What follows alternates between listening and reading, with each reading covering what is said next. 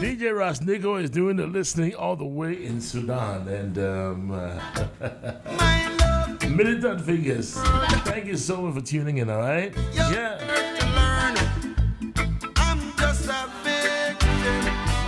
If you're tuning in, you want to ask Bediako a question, you can always send a WhatsApp to 0544321019. A legend in the building, that's right. His music captivating, lyrics powerful, and the vibe is always right. You know, I got a few questions for him, though. I call this one a conversation, especially for the fact that I already have knowledge about him and what he does. So for the sake of those of you out there who don't know what Mr. Kwame Bediako is about, yeah, he's here live with me in the studio, Z101.9 exclusively. A legend is in the building. That's right. Good evening once again, sir. Good evening, brother. Glad to be here. It's an honor, always an honor. Good to have you, man. Yes, yes, good to have you, man. I appreciate you coming. No problem, man. How was your day so far? The day has been kind of rough, but like I said, you know, sometimes endurance and being here in Ghana. It's been, yeah, you know, but that's part of it. It's part of it, right? Yeah, part okay, of it. We'll get to music though, but first and foremost, for those who don't know, who is Kwame Bediako? Kwame Bediako. I've been asked so many. I'm just a simple man, you know, born and raised in Ghana, and went to school in Ghana, and then I traveled abroad for a while, and basically that's it.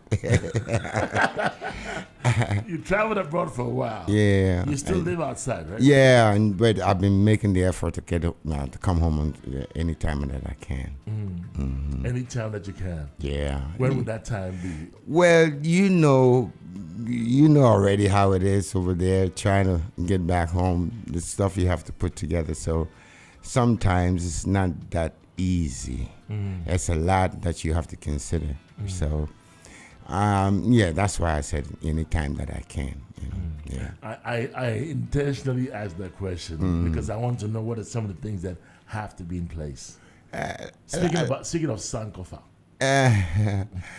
Well, it's a lot. It's a lot. You know, you have family there, and so then you know you have other things that you're involved with. So you have to consider that whilst you're leaving, life still goes on over there as well. So you have to kind of balance it. Yeah, you have to be up on it, wherever you are, that kind of stuff. Yeah.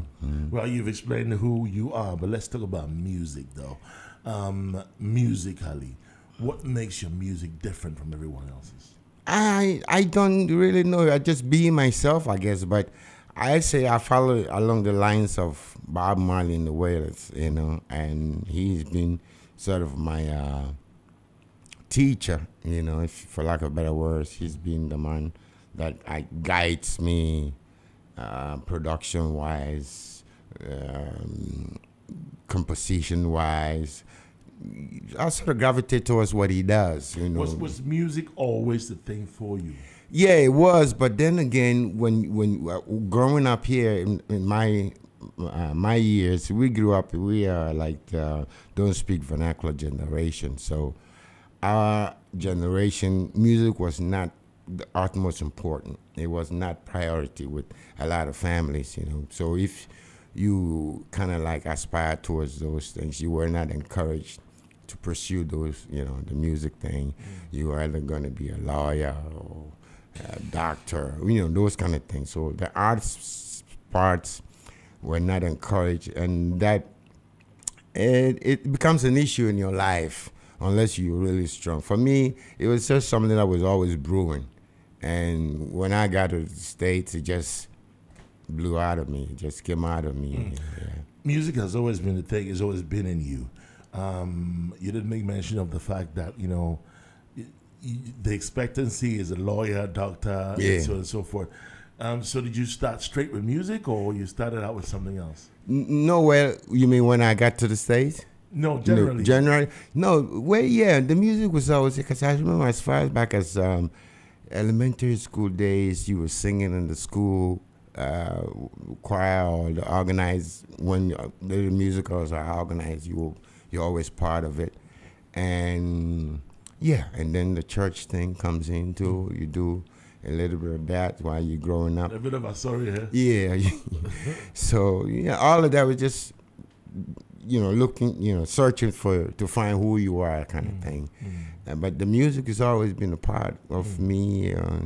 When you're alone, you're singing in the showers. But it was never thought that it would be a profession. In other words, that's what I was coming to. Yeah, that came in after high school. After high school, I kind of linked up with some guy. We just run with a few of us in the neighborhood that were out of high school. But I had learned Shotokan karate in school. So when I got out, karate was a new thing in Ghana, and I had a little knowledge. So I started kind of teaching some of the folks that I was involved with, and I happened to be involved with these cats that were also high school graduates. We were all trying to figure out what to do next, and they had a band. They had in those days you had the pop chain and stuff going on, so they were part of one of those in Kumasi, and their lead vocalist was a junior. The rest of the cats were like from 5. So you did grow up in Kumasi. All over, but the way this musical takeoff was started in Kumasi. Okay. Yeah, but I was all over Accra, Takoradi, different places, but mostly Kumasi. Yeah. So that's where teaching those guys karate. Their lead singer was still in school, and after vacation, after the long vac, he had to go back, and they were looking for somebody to play them because they wanted to continue what they were doing. And I told them I could sing.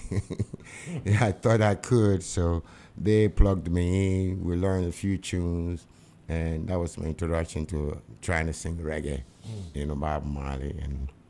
Okay, people travel from Ghana. Yes. With a musical career. Yes. As a career professionally. Yes. To the U.S. Yes. Basically with a dream of pursuing music. Yes. As a career. Yes. But then you get there and then things are different. Yes. So now you have to, it's a survival mode. Yes. You have to find a way to survive. Yeah. So people end up doing other things, and gradually they digress away from the music. True. Now, you need a level of focus, a level of strength, and energy to be able to sustain music and, sustain your life as well. Yes. How did you start and how you balance that? When I went there, I wasn't thinking even doing music. The music thing, like I said, I was after high school, so it was something that I thought, a passing thing. We just did some of that. But when I went to the States, my stuff was to go back to school, either continue journalism, and there was a lot of things that was going through my mind. But then I found that it was difficult being, first of all, what do you consider undocumented immigrant. So you had difficulty finding the right kind of jobs that you couldn't go to school and all that. And I was really frustrated. And at some point, I even wanted to return. And my mother said, "What are you coming in here for? It's nothing to come to." So there was this, at that time too, I was writing poetry because I had done literature in school and I kind of loved it. So I was writing my thoughts, which I thought was poetry, putting words together and trying to make them rhyme and all that stuff. And I compiled quite a few of them. And I was with my brother, but my brother was a full-fledged professional musician.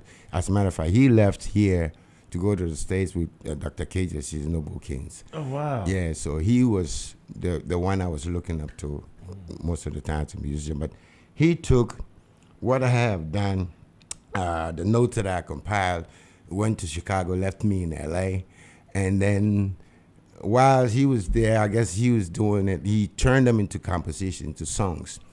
And at that time, I also picked up a guitar, and I was kind of like practicing, continuing what I was doing, putting melodies, words to melodies, and trying to make something. And so at some point, he called me and said, "Hey, the stuff that you are writing, I've done some work with it. I've got some music with it. And Chicago is nice. The music is flowing. I got a band, blah, blah, blah, all of that. And at that time, too, I was struggling in L.A. So he said, why don't you come over? You know, so I decided to join him in Chicago. And then by that time, I had already started a band in L.A. So I had kind of like gotten my feet wet a little bit as far as the music playing out and knowing a little this and that.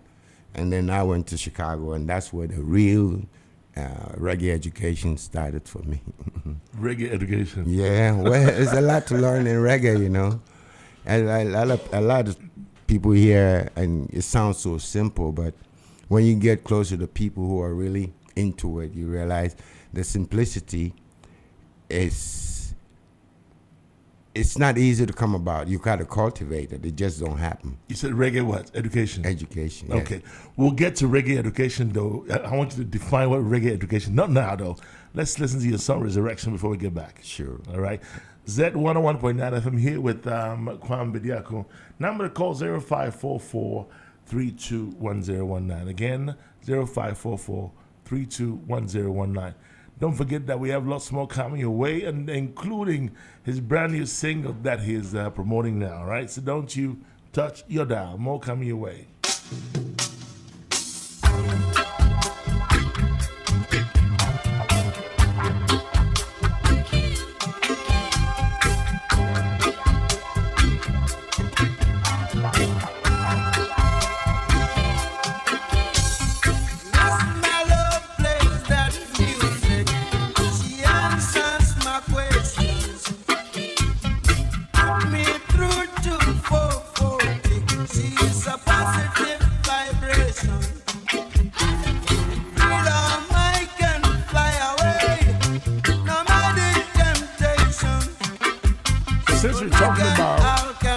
Talking about reggae education here, right? Educators, what is reggae from your point of view? Well, reggae, it's a field music, you know. It's not so much the theory and, you know, the chart work. So you could do some charting and stuff to go with it, but it's primarily a field music. Got to feel it. And each song to me has its own feel. And once you know that, you know, it's the start. And you got to feel it. That's about it. Seriously. It's, you know, even the pioneers, I should say, we came after, those who kind of like led us into it. That's what they would tell you. It's a field music. And these days, people so much want instant music production. It's like people don't even rehearse, don't go through the creative process rehearsing. It's like they rehearse for a gig. If there's no gig, there's no rehearsal. But in them days, for me in the old school, you rehearse to create the product. It's through the rehearsal where you get those little things that you know, don't usually get. You know, it's through rehearsals that. Mind if I ask, what do you think contributes to the fact that many don't have time these days for rehearsals of that nature? It's the computer thing. The computer have made it. It kind of, in a way, it has made some things easy, but it has also turned certain things superficial. I don't know if I'm using the right word, but it's your opinion. No problem. Some of them, it feels a little bit inorganic to me, you know. And the way from the old school days that I understand is rehearsing. You rehearse. Music comes from rehearsing, playing together, people coming together, minds coming together, ideas coming together, you know. Let's talk about funding in terms of rehearsals. Yeah. Could it be different back in the day than now, that people have more funding, had more funding back in the day than now, or? It's all part of it, but because you need people to rehearse with. Yeah, it's all part of it, but it doesn't take from the fact that if you want to create something good, something really good, you got to go through the process. There's no shortcuts. You gotta rehearse. You gotta sacrifice. Unless you're not caring about a certain depth of the music that you're trying to put out. So ideally, from your standpoint, how often should you rehearse? If you can, as often as you can. I mean, rehearsal doesn't. No, have I'm to speaking be about you in particular. How often do you have as time? often as I can. I don't look at rehearsal as always being that having the whole group there. It could be just you and the backup singers just going through it. Strengthening the vocal part. It could be just you and a BSC going through some creating, coming out with some bass line with some stuff. Or BSC would just come up, hey, this line sound good. Here I will go. Let's try this way. Let's try that way. So those, and then you have the group rehearsals too. So the creative process doesn't stop for me. Even when I'm laying down, I'm thinking of parts in that song. I have a 10 song that I'm calling acoustic hypnosis, that every second my mind is on either one of them, go through it, parts of it, or what can be added here, because I don't have that collective effort thing, So before we get into your song Sankofa, can we get an acoustic version of it? Okay. Yeah, since you bring your guitar, we might as well get an acoustic version of Sankofa right here. Z101.9 FM. Here with Kwame Bediako, we're about to get an acoustic version of the Sankofa before we get the real track Sankofa. And I'm going to speak a bit about Sankofa. Today we have Sankofa. I saw you at the Sankofa Reggae Fest. That was an amazing performance, I would say. Thank you. Yeah, an amazing performance, though. You got even more of what you had before, and I am definitely thrilled. All right, let's get Sankofa, the acoustic version. This is live on... Let's tune this baby first. Make sure we're not singing out of key or nothing. Yeah, this will do. Yeah. Put this away. Abontin Bayoda Antisafia Apaya Bombai was so the no Satituate Nabapetian Nenimonyam Ninsaza Asaji Fu in you Omianya Sankofa. It's hard for me to find my seat and then do that.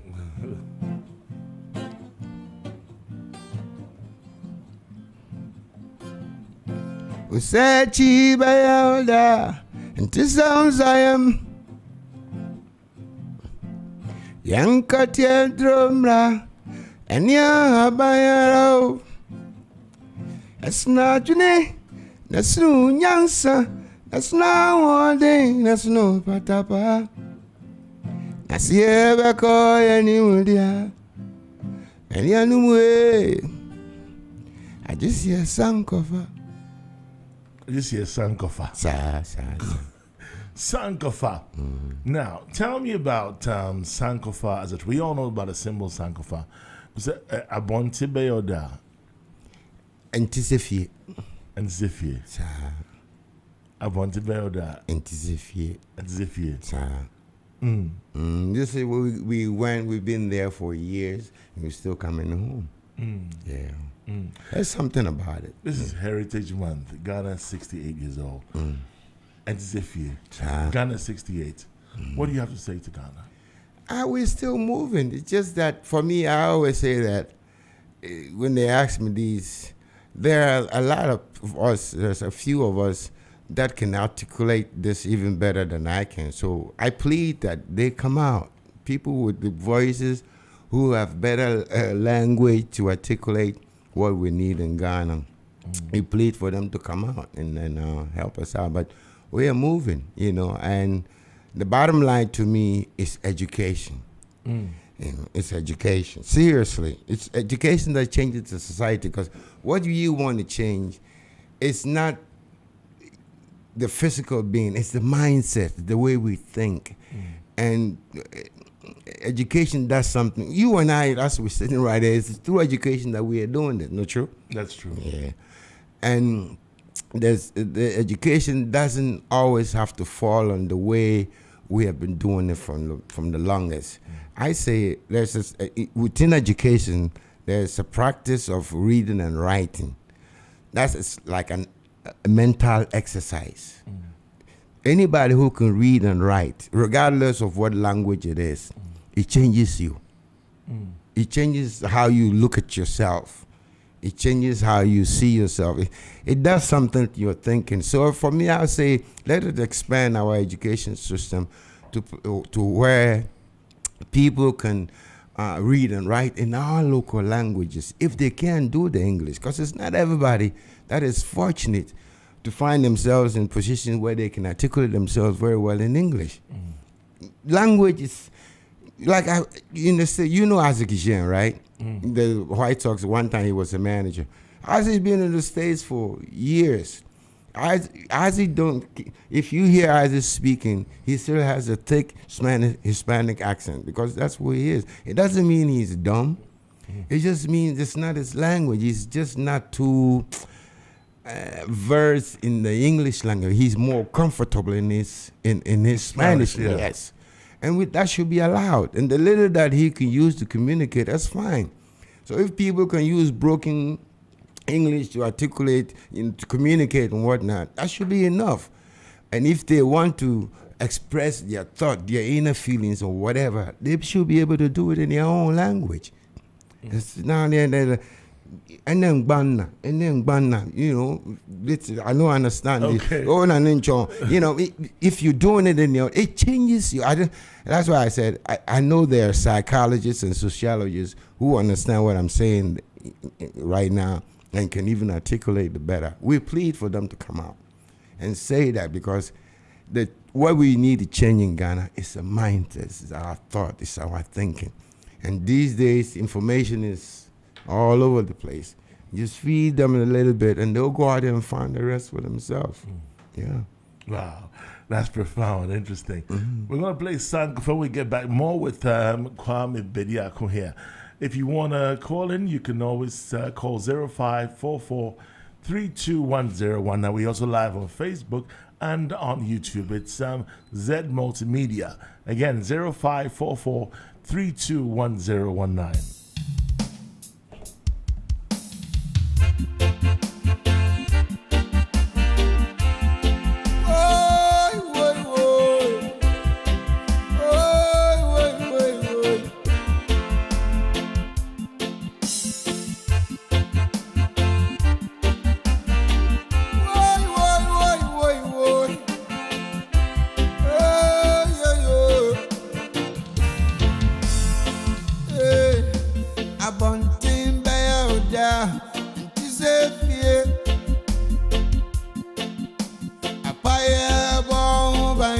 I just want to send a big shout out to Lloyd Barnes, Milwaukee. Milwaukee, wow. Milwaukee's watching us live. Milwaukee all the way in New York. Sankofa, big respect to Milwaukee. Lloyd Barnes. You know Lloyd Barnes? You know him? Milwaukee, big Milwaukee. Big up, big up, big up Milwaukee. Big up, yeah. Nice and easy. All right, keep listening. This is Sankofa. Listen, we got to take this one here from the top, man, because you have to hear the full song or a Sankofa.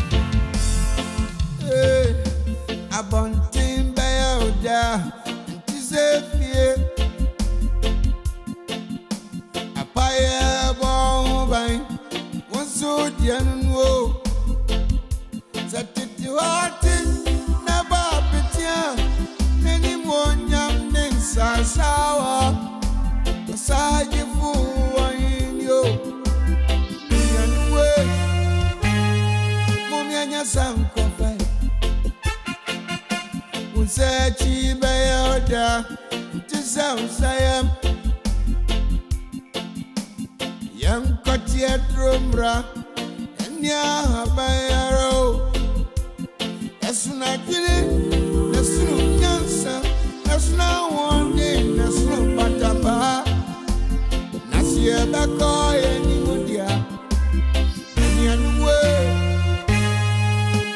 your Sankofa. Sankofa, Sankofa, Sankofa.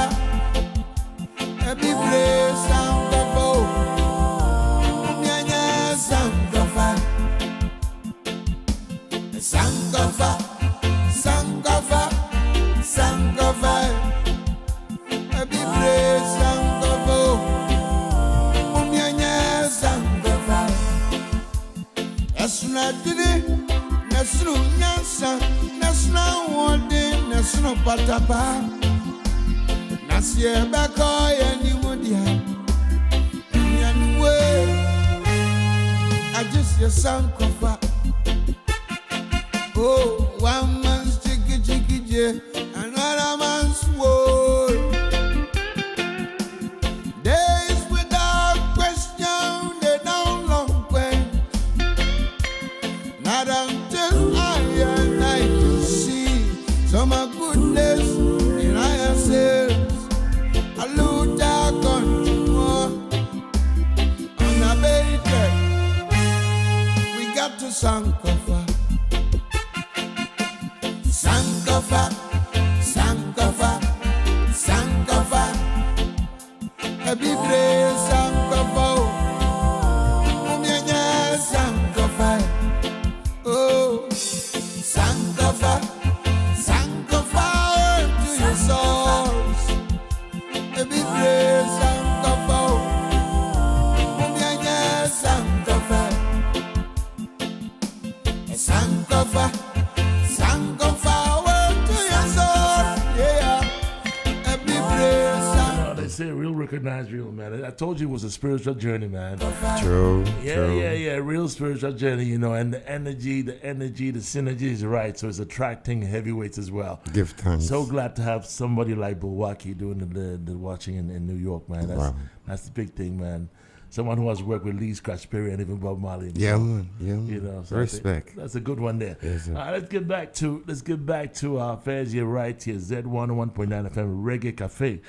Reggae music has always been a very powerful music. You know, love and a whole lot of things. Tell me about how you intend to use your music to influence from now onwards Africa as a whole. Just highlighting my knowledge of Africa and being open to learn some more, you know, because it's not like I know everything, you know, but the little that I know, just brighten it, you know, highlight it, shine it, let it shine, speak truth about Africa.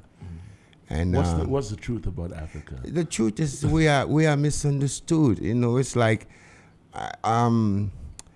evolution is happening, but there are different rates of it. You know, there's some things about this. Sorry to interrupt. Can you please repeat that statement? Evolution. Yeah, you know, it's ever going. People are, you know, evolving everywhere, but it's at different rates. You know, the way society in Europe are evolving, it's a little different. The rate is a little different from the rate at which we are evolving here, and it's no better. It's not like they are better than us. It's culture. It's culture. It's the way we live. You know, it's your environmental conditions. All of these affect how you evolve. So you can't compare the way folks evolve in America to the way we're evolving here. And somehow that expectation is there. It's like, oh, they have that, so we should have this. They are doing this, so we should do this. Nah, it doesn't work like that. You know, but people learn from each other. You know, societies learn from society. The first people to have fire, you know, and it was good. And then when people realize that, oh, they've discovered fire and it's good for this, and it spread. Other people picked up on it, you know, and now the world, you know, the people know the use of fire. It's the same thing with other things that are developing. So that's, in my opinion, is something that needs to be considered. You know, we think whatever they have out there, we're supposed to have it at the same time here. And I don't think it works like that. It takes time. It takes time. Yeah, it takes time. Let's talk about your new song. That's the way a new single. Yes. Love Take Me Home. Love Take Me Home. Yes. Love Take Me Home. Yes. Odo Famigo Odon Fayen Kofi. It's a we it's a line that I learned in the movie one time too. It says, when you lose your way, it's in the song too. Only love, when you lose your way, only love can take you back home, or only love can return you home. So we plead that wherever we go, however we lose our way, our focus, our compass, love can eventually return us home. Yeah. Your experience in music on stage and stuff. What's the biggest stage you ever performed on? Oof. You mean size or? Yeah, not crowd-wise. Crowd-wise. Oh, that it varies. Then sometimes I don't see it because a lot of my performance I have my eyes closed. Reason why I'm asking this question, like who you share stage with? I mean, just for the experience purposes. There are festivals that we've done with a bunch of crowd. We've shared stage with a whole bunch of people. You name it. Third World. It's history. Michael Rose. I want to know. It's Michael Rose. Michael Rose. Pato Banton. I toured with Tony Rebel, Queen Africa. Where else? It's too many of them. It is too many. Now you be. I'm speaking in terms of the way we appreciate the music and how you are being appreciated out there, because I want Timbeoda and Sifie. That's true. I'm referring to that statement and asking this question, that how accepted is Kwame Bediako on the world stage vis-a-vis how you accepted here? That's what I'm actually driving to. It's a lot more. I'm accepted a lot more over here because I haven't done a lot of work over here. But the last performance we did, I got to see that there's folks here who really appreciate what we are doing. So my intention now is to return and do a longer set. But for inspiration purposes, I would like to know some of your experiences out there. I know it's the reception out there is a lot better. Like I said, I haven't done too much. I like to tell you experiences, not the reception. Experiences in terms of who you share stage with, some of the shows you've performed at, what's up and coming for Kwame Bediako this year. Are you going to do shows? Yes, we are planning on, hopefully when I return, we are planning on trying to get into the festival circuit in and around the Chicago, Illinois area. And then right now we don't have anything lined up because I'm here. But my reps over there were telling me they were working on a few festival gigs. And as far as here, just like I said, I'm coming in annually. So hopefully next year, if I'm able to return, I would like to do a longer set. I went to a place last night. I don't know if I can mention it on your radio, but it was nice. It's a nice setting, and it would be nice to do something like that over there, if it's okay. Yeah, the venues are what I find is a little bit lacking in Ghana. Okay. Yeah, but the musicians are there, and one or two engineers to work with, But see, many artists out there, a lot of talents out there, a lot of reggae artists and other genres as well.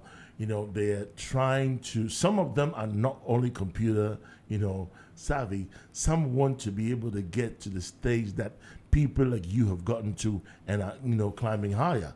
There's the reason why I ask these questions, that, that way they can be able to be inspired and also learn that what are some of the things that you do differently that keeps you and sustains you on that level, and what must they do to not get to that level per se, but work towards getting to that level? Yeah, be themselves, but don't be lazy. Like I said, music to me is 24/7. I'm always thinking music. If you want to do music, you got to be music. To me, that's it. And it's your life.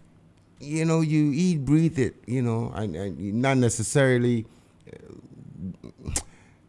sometimes you can't find the right words for, but you have to be into it. You know, you have to be serious about it. You have to be professional about it. When you have to be sincere about it, you know, about what you do. Professional, serious, sincere. Yeah. Yeah, you got to, if that's what you want. And eventually those things, and you have to most importantly, you have to be open to listen to others, listen to criticism, constructive criticism, because those are the things that will make you get better. Because you don't know everything. Even up, like you just said, we are up there and whatnot, but still, I'm learning. Still climbing, Still climbing, still learning. So you have to be open enough to listen to people. I go to shows sometimes, just stand and watch. You know, you will see something different. Oh, wow, that's nice. And it will give you an idea of how to, you will give you an idea of how to maybe incorporate some of that in whatever that you do. Or you might hear melodies. Oh, wow, I had a song like this, and I was stuck trying to find this, but it looked like, this can work with it. You know, those kind of things. So for me, it's a continual process. Let's talk about management. Yeah. What does your management do differently?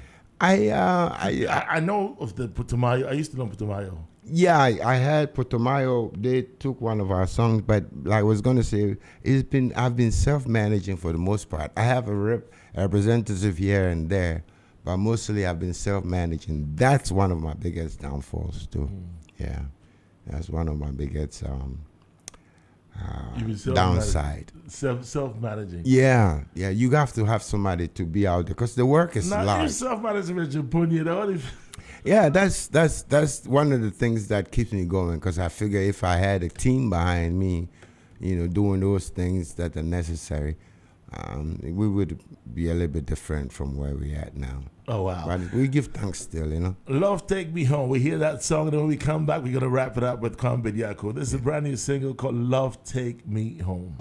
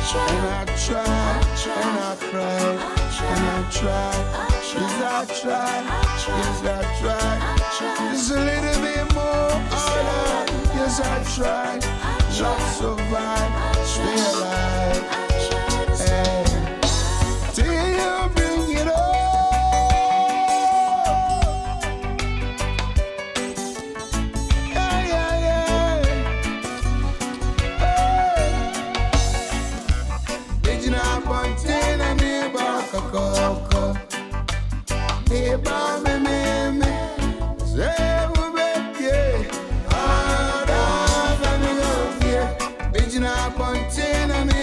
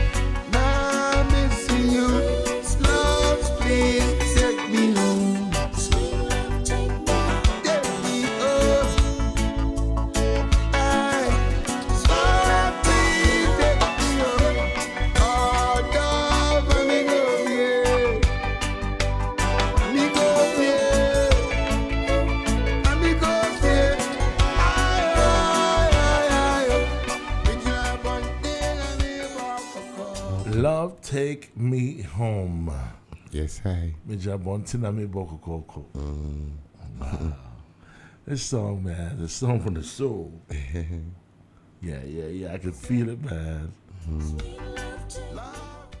When was this song released? Last year, if not two. Yeah, I think so. Yeah. Beautiful song. Thank you. Beautiful song. Definitely wish you the best. I just want to wrap up by asking you your advice for the youth, and we're gonna wrap this one up for today. But you gotta let us know what you're doing next. What's coming up for Kwame Bediako? Next, I return to the States and then continue working. But hopefully, I can come back next year. Have some ideas as far as live show, some recording, stuff like that, if I can. You didn't make mention of the venues that we have here. What should be different, or what should be different? Express yourself. People love reggae here. Just that they're people love reggae. I mean, as far as the audience. But the business aspect of it, people just taking a chance on reggae, taking a chance on reggae, because it will help with the musicians. Find a place to play, they hone their craft, having studios to go to. In a few years back, the music had a place like a community center.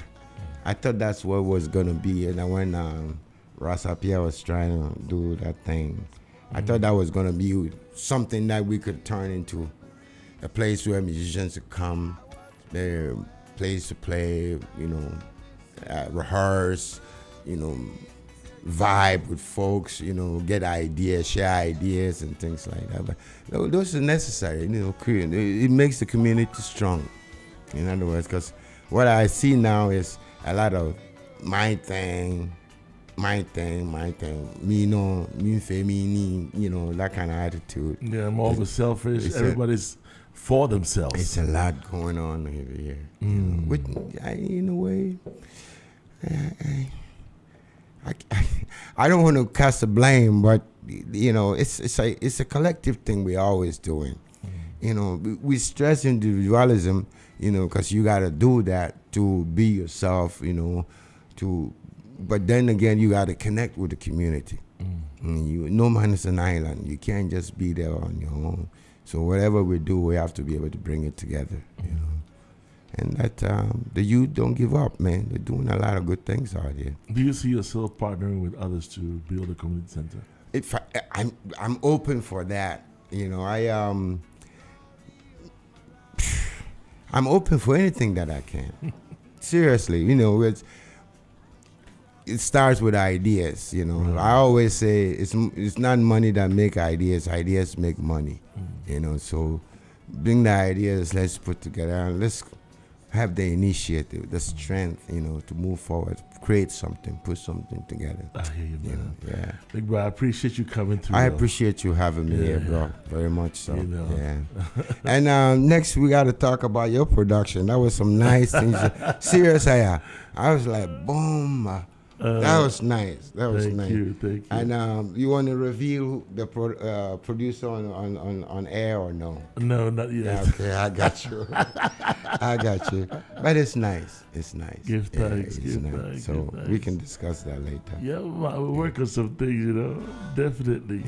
Yeah, the one you did on that Sankofa show too. It was like, I'm like, wow, we just left D on the ones and twos, and now he's out there performing too. So, yeah, so it's nice. Wow, thank you, man. I didn't know that was going to come up though. Yeah. But it's nice. I appreciate that, man. It was still working, It's a smooth transition from there, from where you are into that. So, yeah. Besides, if you release something, you have the platform to push it. It's right there in front of you, so yeah. I know, give thanks. I enjoy this. Yes, wow, definitely. Yes, sir. Oh wow, and I had to find out that You kind of related to me in a way. That was that was wild too. And it's a small world, man. It's a small world. The Redeemer was telling me, and I said, like I told you, my airway side, I have totally lost it. I'm totally disconnected. But so no airway at all. I can't speak. Sankofa. Because Fofo was not in our lives when we were young. He kind of like did his thing and dropped us off somewhere. So it wasn't until I went to the States and I had my first son, and I just said, wow, I got to give him an airway middle name. So I needed to talk to my father. You are Ghanaian though, but ethnicity-wise, you're half airway, half Asante. Really? Yes. Okay, I didn't even know that until. Yeah. Okay, well, I knew before though, but I didn't know we were connected in a way. Yeah. Interesting, man. I appreciate you, man. Definitely, man. ZFM, we thank you for coming through on Reggae Cafe. And, thank you for having me. It's an honor to have a great man like you in our studios. And we look forward to big things from Kwame Bediako. Is it Kwame what? Akom Preko Bediako. Okay. Yes, sir. Okay. The airway side is Ajoda. Is that what? I think it's Ajoda. I don't know if I'm saying it right, but I think it's Ajoda. So no airway at all? No. Like I said. Not even a far. Oh, if those, yeah. I mean, if one is, how are you, right? Yeah, and I can say, hey. Yeah, those, yeah, but fluency, no. I'm not fluent in that. I remember I went to Akachi a few years back, and I was caught up in trying to express myself like that too. So, that I'm sorry. That part is a little bit missing. Sankofa. Yeah, Sankofa. But that's the way. Yes, Happy. Thank you so much. You're welcome. Thank you too. All right, give thanks. For the passion, reflections of the times. Now I'm standing in this pouring rain. With these old memories, I watch with no hands. Story of my life. And I try, and I cry, and I try. Yes, I try. Yes, I try. Just a little